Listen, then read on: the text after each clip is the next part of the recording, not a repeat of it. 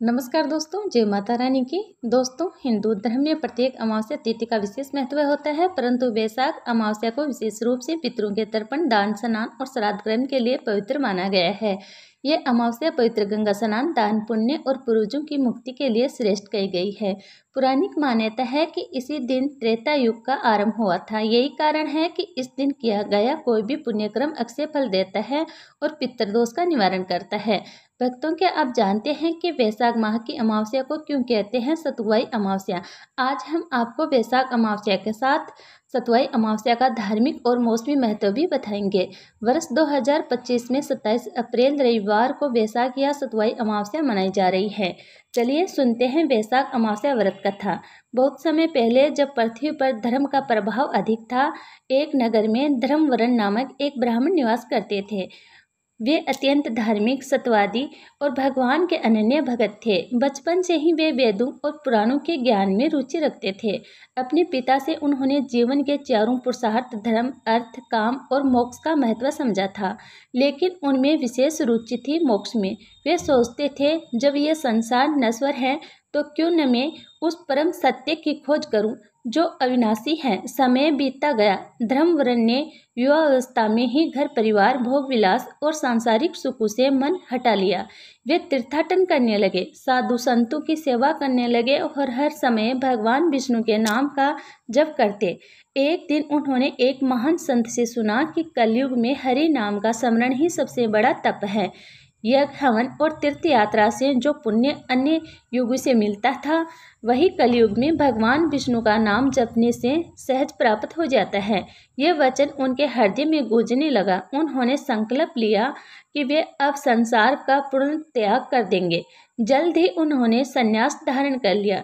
गेरुआ वस्त्र पहनकर, कमंडल और जपमाला लेकर वे तपस्या में लीन हो गए। उन्होंने जीवन का एक एक क्षण प्रभु के चरणों में अर्पित कर दिया।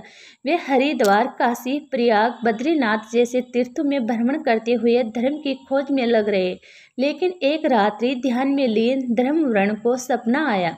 उन्होंने देखा कि वे एक रहस्यमयी लोक में पहुंच गए, जहां वातावरण भय और करुणा से भरा है।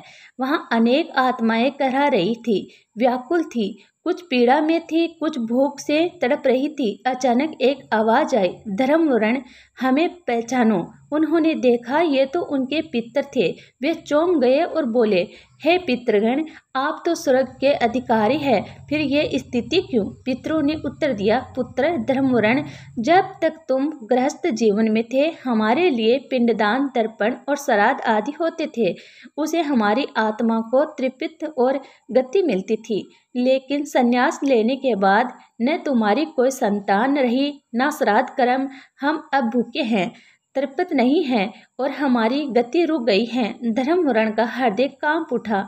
उन्होंने आर्त स्वर में कहा, हे पूज्य पितरों, मैंने तो सोचा था कि मेरी साधना, मेरी तपस्या से आपको पुण्य मिलेगा।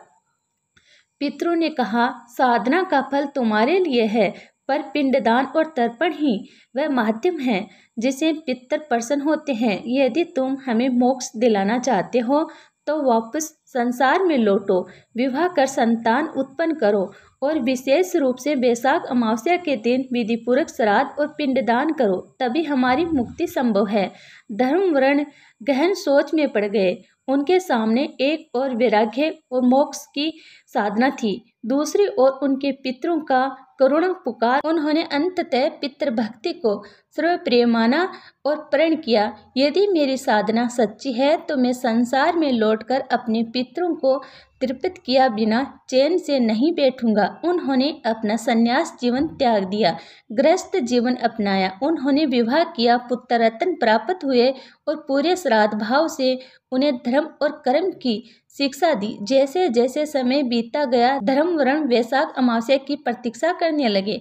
जब पावन तिथि आई तो धर्मवरण ने गंगा जी के तट पर जाकर 3 दिन का उपवास किया। वे सूर्य उदय से पूर्व गंगा में स्नान करते, भगवान विष्णु का नाम जपते और व्रत रखते। उन्होंने गीता और विष्णु सहस्त्र नाम का पाठ किया। फिर उन्होंने अपने पूर्वजों के नाम से पिंडदान, तर्पण और हवन किया।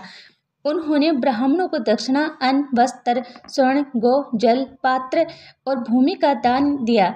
उन्होंने मन ही मन कहा, हे मेरे पितरों, मैंने आपके उद्धार हेतु यह समस्त कर्म किया है, कृपया उसे स्वीकार करें और प्रसन्न होकर मुझे आशीर्वाद दे। तभी आकाश में एक अद्भुत प्रकाश प्रकट हुआ।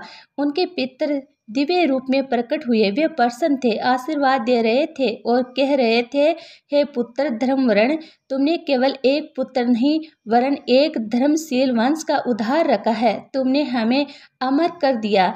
अब हम पितरलोक से मुक्त होकर मोक्ष को प्राप्त कर रहे हैं। यह सुनकर धर्मवरण की आंखें अश्रुपूरित हो गई। उन्हें आत्मिक संतोष हुआ। उन्होंने मन ही मन में निश्चय किया कि अब वे जीवन भर वैशाख अमावस्या का व्रत करते रहेंगे और पिंडदान करेंगे। धर्मवरण भय विभोर हो गया और उन्होंने वैशाख अमावस्या को अपने जीवन का सबसे पावन दिन माना। तभी से यह परंपरा शुरू हुई कि वैशाख अमावस्या को पिंडदान, तर्पण, गंगा स्नान और दान करने से पितर तृप्त होते हैं और मोक्ष को प्राप्त करते हैं। यह कथा हमें ये संदेश देती है कि केवल संन्यास या साधना ही नहीं, कर्तव्य और पितृभक्ति भी। तो व्यक्ति वैशाख अमावस्या को श्रद्धा से स्नान, दान, दर्पण और पिंडदान करता है, उसके समस्त पितर तृप्त हो जाते हैं। ये तिथि न केवल पितरों की शांति के लिए बल्कि व्यक्ति के जीवन में धन, संतान, सुख और मोक्ष दिलाने वाली मानी जाती है। यह कथा हमें सिखाती है कि मोक्ष का मार्ग केवल आत्म कल्याण से नहीं, दूसरों की मुक्ति और तृप्ति में भी है। पितरों का सम्मान और श्राद्ध कर्म करना अत्यंत आवश्यक है। केवल भक्ति ही नहीं, कर्तव्य भी आवश्यक है। पुत्र का धर्म पितरों का तर्पण करना है। वैशाख अमावस्या पर पिंडदान, गंगा स्नान, दान और जप करने से न केवल पितर तृप्त होते हैं बल्कि जीवन में सुख, समृद्धि और संतोष भी आता है। यह तिथि हमें सिखाती है कि मोक्ष केवल अपने लिए नहीं, दूसरों की भी मुक्ति के लिए भी कार्य करना होता है।